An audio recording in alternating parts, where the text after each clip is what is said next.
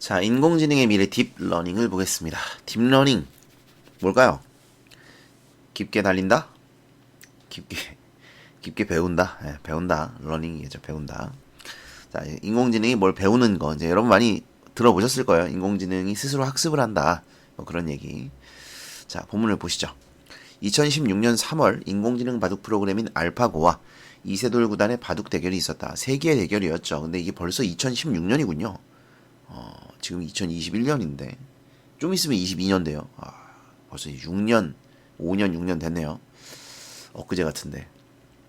이 대결은 인간과 인공지능의 대결, 문화와 과학의 대결이라는 수식어로 화제를 불러일으키며 바둑을 즐기는 한국, 중국, 일본에서 생중계된 것은 물론 전 세계인의 이목을 집중시켰다. 특히 이세돌 구단이 유일한 승리를 거두었던 네 번째 대결은 큰 관심을 모았다. 사실 이제 네 번째 대결이 큰 관심을 모았다기보다 그 대결 자체가 큰 관심을 모았는데 네 번째 대결이 좀 이제 큰 이슈가 더 큰 이슈가 되고 이제 기억에 오래 남았죠. 왜냐면 사실 이세돌이 이길 것이다라고 생각하는 사람들이 많았어요. 근데 첫 판, 두 번째 판, 세 번째 판을 내리지니까 이미 이제 승패는 결론이 난 거죠. 3승을 해서. 그래서 이게 인간이 못 이기는구나. 약간 그런 생각에 잠겨 있을 그런 생각을 이제 들었을 때 이세돌이 네 번째 판을 이제 이긴 거죠. 그래서 인간이 이 어려움을 또 이제 이겨내는구나라는 그런 메시지를 또 던진 것이라서 그래서 이제 좀 두고두고 회자가 더 많이 된 대결이긴 합니다. 어쨌든 이전에도 인공지능이 인간의 지적 능력을 넘어서는 경우는 여러 차례 있었다. 1997년 인공지능 체스 프로그램인 딥블루가 기존 우승자를 꺾었으며 2011년 미국의 유명한 퀴즈 프로그램에서 인공지능 왓슨이 역대 최강의 출연자들을 꺾은 바 있다. 하지만 바둑은 게임의 속성상 경우의 수가 무한대여서 정말 많다고 합니다. 어디서 봤는데 무슨 우주에 존재하는 원자수 곱하기 원자수보다 많다고. 그럴까? 그 정도까지는 잘 모르겠는데. 어쨌든 경우의 수가 엄청 많대요. 아무리 우수한 슈퍼컴퓨터일지라도 인간을 이길 수 없을 것이라고 생각했기 때문에 알파고의 승리는 더 큰 충격으로 다가왔다. 자, 여기 보면 이제 요걸 인간 대결의 사례라고 여기 제시를 해놨는데 사실은 이것도 사례예요. 이거 자체가 사례입니다.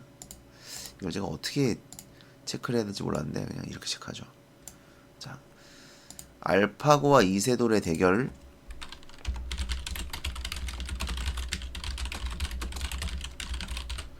는 사례를 제시하여 화제를 제시하고 있다. 글쓰기 방식 이런 식이죠. 그래서 이제 화제를 제시하는데 좀 이제 이슈가 됐던 이런 사례를 제시함으로써 흥미도 끌고 사람들의 좀 집중을 유발하는 거죠. 그리고 이제 요것도 사례가 되겠죠. 이것도 사례가 되겠습니다. 어쨌든 이제 인간과 인공지능의 대결에서 인공지능이 승리했다는 거죠. 그죠? 또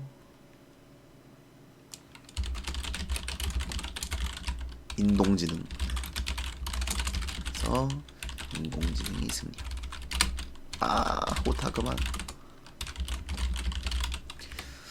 내 손가락으로 치는 건데 왜 내 말을 안 듣는 거야?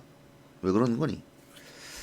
참. 그 다음 보시면 이처럼 알파고와 이세돌 구단의 대결은 인공지능에 대한 관심을 더욱 높였다. 그래서 이제 요거 화제 제시라고 화제.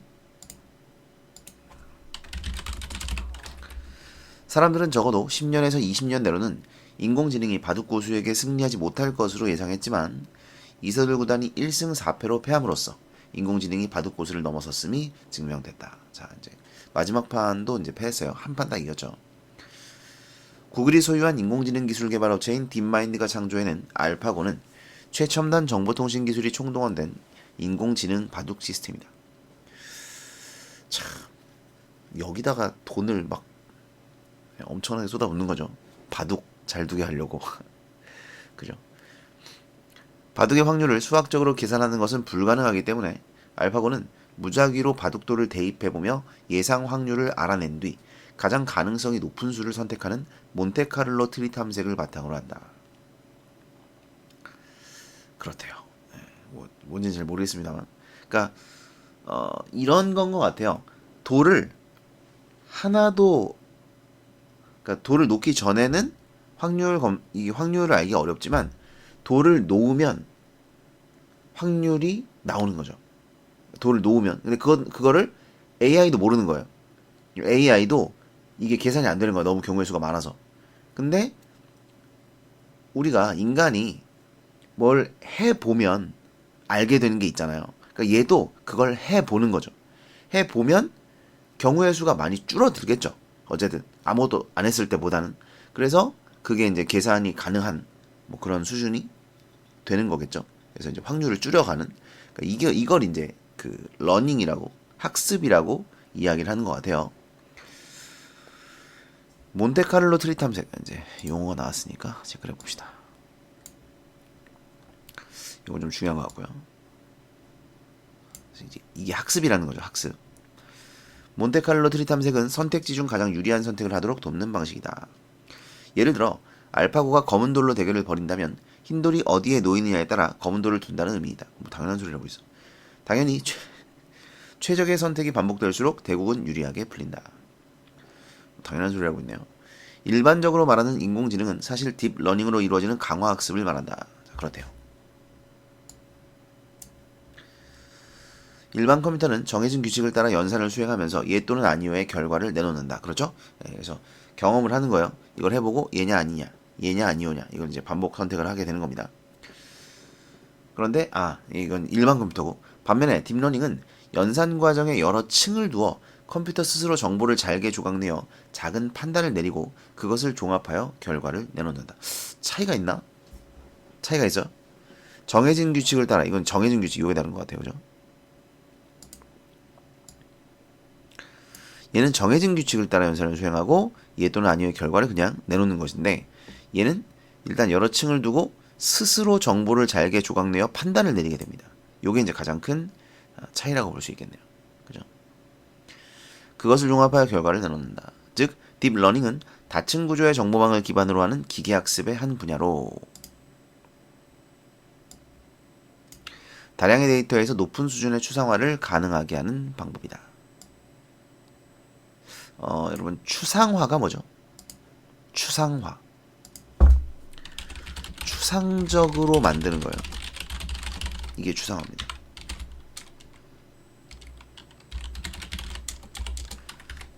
추상화. 추상적으로 만드는 것. 이게 무슨 말이냐면요. 컴퓨터는 추상적 관념을 갖고 있지 않아요. 인공지능은 구체적인 정보를 몸으로 부딪히면서 여기에 놓으면 확률이 몇 프로가 돼. 여기에 놓으면 확률이 몇 프로가 돼. 여기에 놓으면 확률이 몇 프로가 돼를 계속 반복하는 거죠. 그래서 그 중에 가장 확률이 높은 애에다가 두는 거예요. 그 다음에 상대가 또 두겠죠?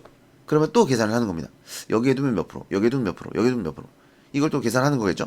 그리고 또 놓고. 그러니까 이걸 계속 반복하는 겁니다. 반복하는 거예요. 그러니까 이 컴퓨터가 하고 있는 건 추상적인 게 아니라 구체적인 계산이자 구체적인 행동인 거예요. 근데 이게 모이면 자 그래서 이게 뭐예요? 다량의 데이터인 거죠. 다량의 데이터. 그 다량의 데이터가 모여서 높은 수준의 추상화. 결국 이렇게 하면 승리할 수 있다. 라는 추상적인 과정을 얻어내는 거죠. 그게 추상화예요. 그러니까 컴퓨터는 구체적인 걸 하고 있는 겁니다. 구체적인 계산을 하고 있는 건데 그 구체적인 계산에서 추상적인 것을 만들어낸다는 거예요. 승리라는 추상적인 건가? 아무튼 그래서 그걸 추상화라고 이제 표현을 하는 겁니다. 이해되시나요? 그래서 얘가 하고 있는 건 구체적인 거다. 구체적인 거. 여기다 쓸까? 여기다 썼지? 구체적인 거. 그래서 구체적인 것에서 얘가 구체적인 거. 구체적인 것에서 높은 수준의 추상화. 그래서 어떤 학습, 이것은 학습이겠군요. 학습을 가능하게 하는 방법. 다량의 데이터 구체적인 거에서 학습했다라는 이런 추상적인 개념을 만들어낸다. 이렇게 이해하시면 될 것 같습니다. 그 다음 보시면 기계학습은 정확하게 입력되지 않은 내용을 기반으로 인공지능이 자체적으로 학습하는 것이다. 이때 인공지능은 방대한 양의 자료를 수집하고 구체적이죠. 그 자료를 기반으로 다음 단계를 예측한다. 구글이 알파고에 도입한 딥러닝도 이러한 기계학습의 한 종류이다. 알파고의 개발자인 데미스 하사비스 박사는 알파고를 개발하면서 프로 바둑 기사의 대국 기보 3천만 건을 입력했다고 말했다. 와우. 그러면 얘는 3천만 건의 기보를 공부했다는 얘기죠.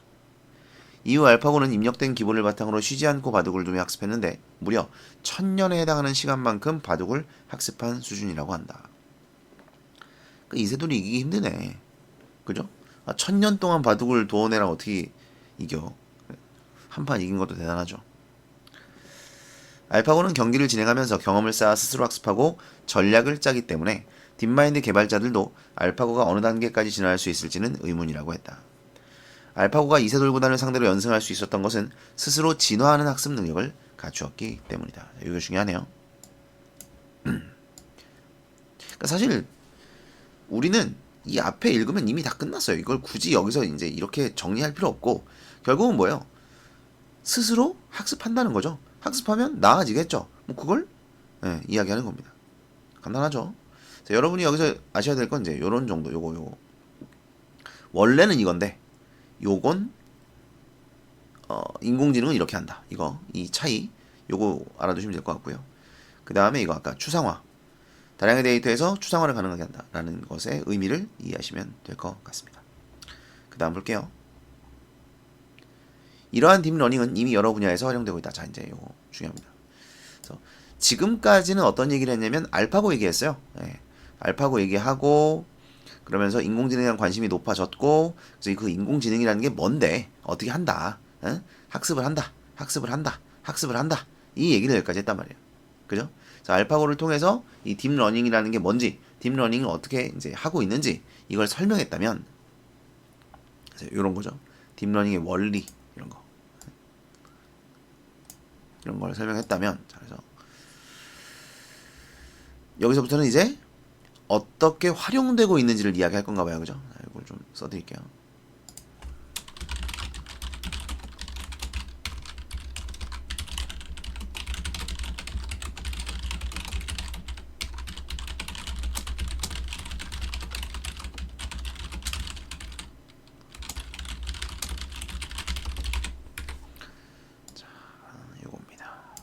보면 자 어디에 활용되고 있는가? 자동으로 음성을 인식하여 인간이 요구하는 기능을 작동하도록 하는 것도 이와 같은 예로 볼 수 있다. 아 그래요? 이게 딥러닝이면 갈수록 내 목소리를 잘 인식해야 되는 거 아니요? 어째 똑같은데 한 1000년 동안 들려줘야 학습을 하는 건가? 뭐 아무튼 이것도 이제 딥러닝의 예라고 볼 수 있대요. 그뿐 아니라 이미지 분류에서도 딥러닝을 이용해 자동으로 영상을 인식하여 이를 분류하고 분류 목적에 맞게 저장까지 할 수 있게 되었다. 자 이렇게 두 가지의 예시를 제시했어요. 그 다음 보시면 제약 산업에서도 딥러닝이 사용된다. 이제 제약, 약을 만드는 거죠. 새로운 약이 개발되어도 생각만큼 약효를 보이지 못하거나 예상치 못한 다른 작용을 일으켜서 상업적으로 출시되지 못하는 경우가 많다. 딥러닝을 이용한 가상실험 방법이 가능해지면서 많은 연구자들이 약물 개발에 유용하게 활용하고 있다. 뭐지 이게? 나 궁금한데 설명 끝이야 이게? 딥러닝을 이용한 가상실험 방법 어떻게 하는 걸까요? 그러니까 이 약품을 인간에게 투여했을 때 어떤 반응이 일어날지 이걸 예측해 보는 거겠죠. 그리고 그걸 이제 반복을 통해서 학습시키고 그래서 결과를 도출해내는 거, 뭐 이걸 얘기하는 것 같아요. 그래서 이제 부작용을 줄일 수 있는 그런 방법인 것 같고요. 마케팅 분야에서도 딥러닝은 고객에 따라 활용 가능한 마케팅 방법을 선정하고 효과를 예측하는데 활용되고 있다. 그러니까 이것도 마찬가지. 사람들이 이런 마케팅을 했을 때 어떻게 반응할지 그걸 가상으로 이제 해보고 그 결과를 도출해내는 거죠.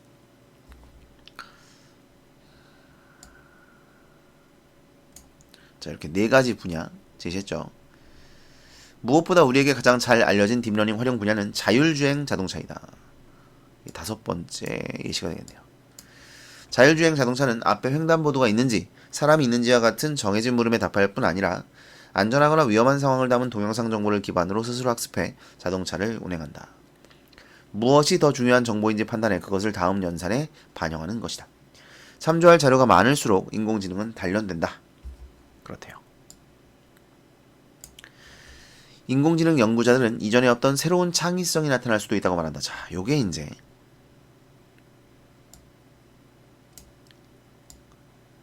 이게 무슨 말이죠? 새로운 창의성이 나타난다. 인간이 제시한 자료들에서 새로운 생각을 해낸다는 거죠. 그러니까 뭔가 이제 스스로 생각하기 시작한다는 거예요. 이거야말로. 네. 그렇게 되면 새로운 종이 탄생하지 않을까? 네? 새로운 종이 로봇이라는 새로운 어떤 뭐 생명체는 아니지만 생명체 같은 그런 존재가 탄생하지 않을까? 스스로 생각하는 그 어떤 생명체보다 뛰어난 그런 존재가 생겨나지 않을까? 인간이 이게 지금 과연 잘하고 있는 것인지 스스로 무덤을 파고 있는 것인지는 잘 모르겠습니다. 이에 대해서는 많은 과학자들도 이제 의견이 엇갈리고 있긴 하죠. 자, 어쨌든 인공지능을 소재로 만든 한 영화, 이게 허라는 영화, 전 이거 봤는데 주인공이 인공지능과 사랑에 빠지게 되는 뭐 그런 거예요. 인공지능 운영체제의 이름을 부르면 다음과 같은 대사가 진행된다. 뭐라고 부르면 되죠? 이름이 있나요? 네, 사만다예요. 그 이름은 어디서 얻었나요? 사실 방금 제가 혼자 지은 이름이에요. 자, 이걸 보면 이제 뭐예요? 창의성.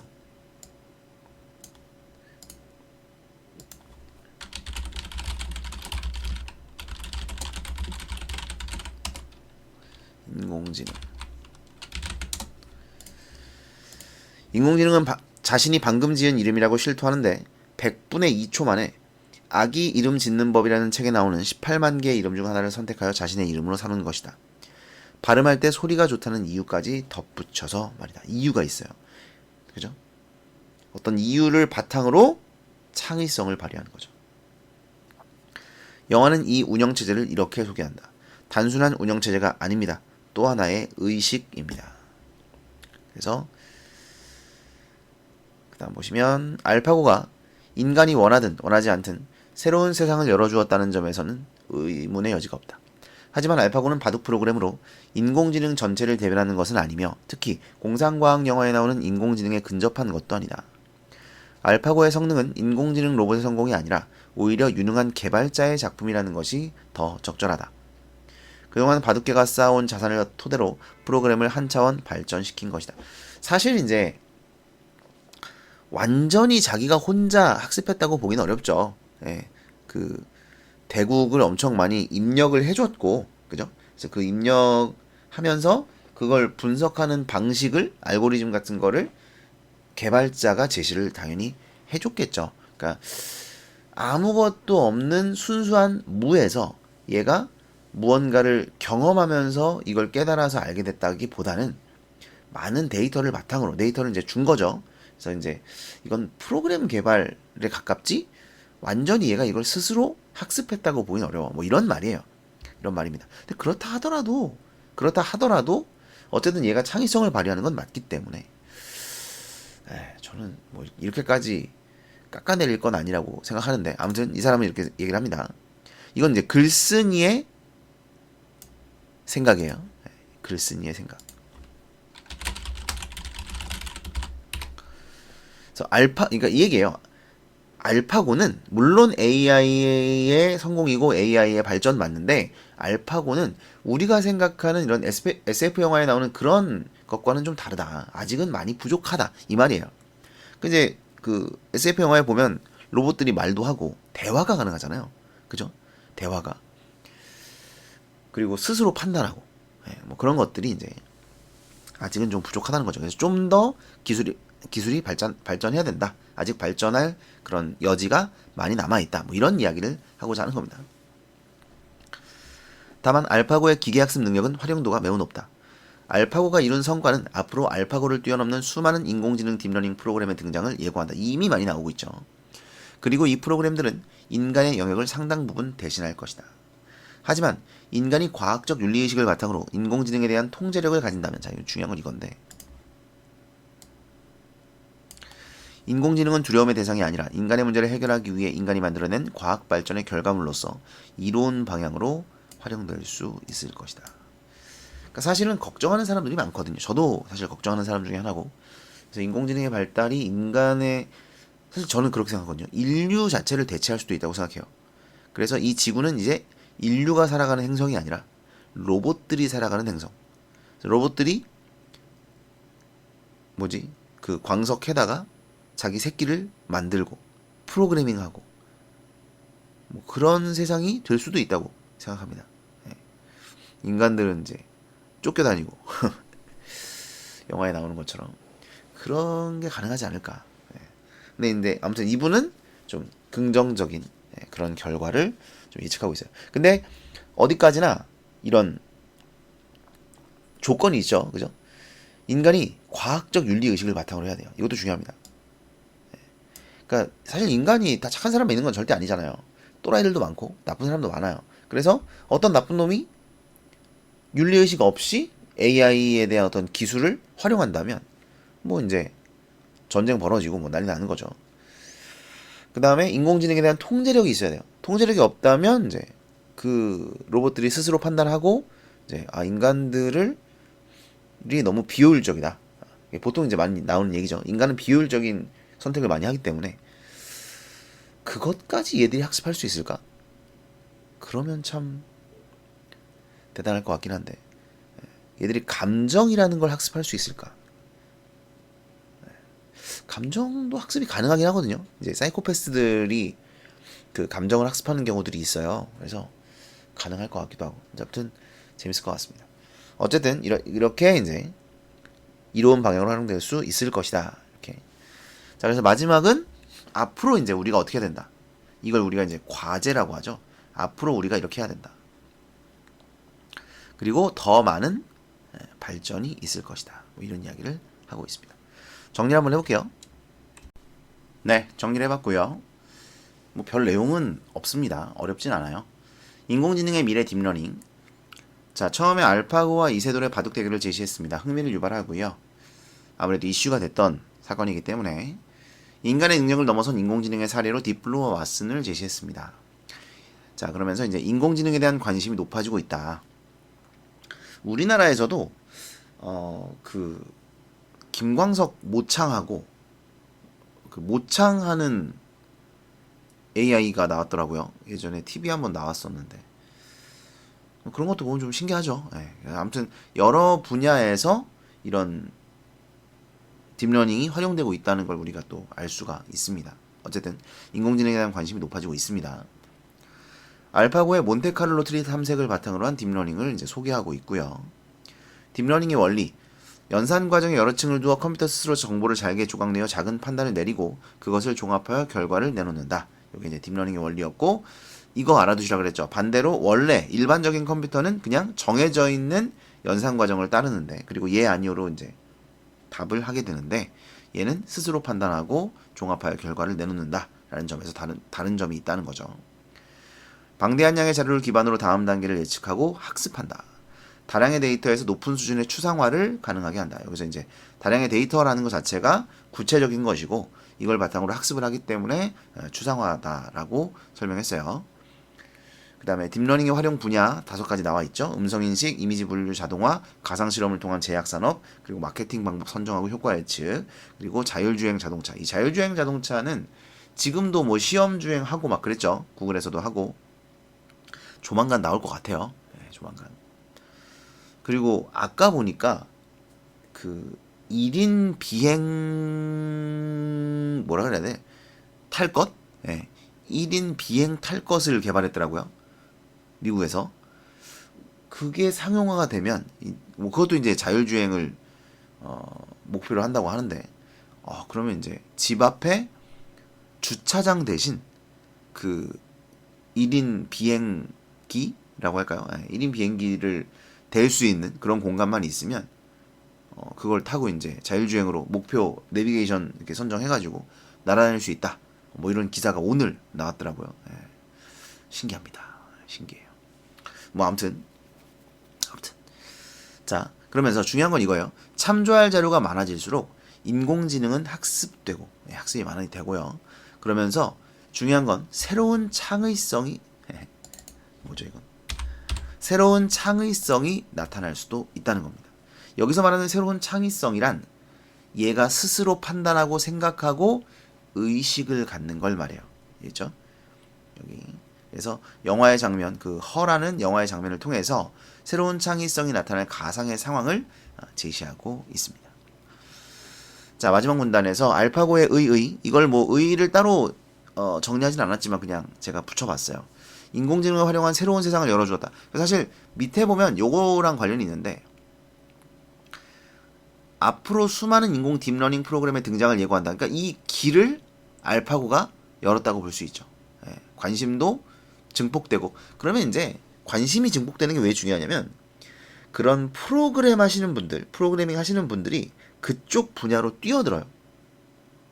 그러면서 그 분야가 활성화되고 그러다 보면 이제 결과가 나오는 거죠. 예, 그런 점에서 좀 의의가 있다. 이런 얘기고요. 다만 한계, 이건 이제 글쓴이가 생각하는 한계입니다. 한계는 알파고는 바둑 프로그램이다. 예, 뭐 별거냐. 별거냐까지는 아니지만 그게 우리가 생각하는 인공지능이랑은 좀 다르다는 거예요. 우리가 생각하는 인공지능은 뭐 스스로 판단하고 어서 오십시오 주인님 하고 뭐 이런 게 이제 대화도 하고 이런 게 이제 우리가 생각하는 진짜 인공지능인데 거기까지 가려면 멀었다 이런 얘기죠. 그래서 다만 앞으로 수많은 인공 딥러닝 프로그램의 등장이 예고되고 그래서 많은 분야에서 이제 이 그런 뭐라고 그러죠? 발전이 이루어지면 언젠가는 그런 친구들도 나올 수 있겠죠. 의식을 가진 인공지능도. 자, 그리고 이런 인공지능들이 인간의 이런 능력을 뛰어넘기 때문에 걱정을 할 수도 있지만 인간이 과학적 윤리의식을 바탕으로 인공지능에 대한 통제력을 가진다면 인간의 문제를 해결하기 위한 결과물로서 활용될 수 있을 것이다. 이런 결론을 내리고 있네요. 문제는 통제력을 가진다면 항상 이게 문제죠. 통제력을 못 가지면 어떡할 거야? 그게 걱정되는 거죠. 뭐 아무튼 자, 이렇게 정리하겠습니다.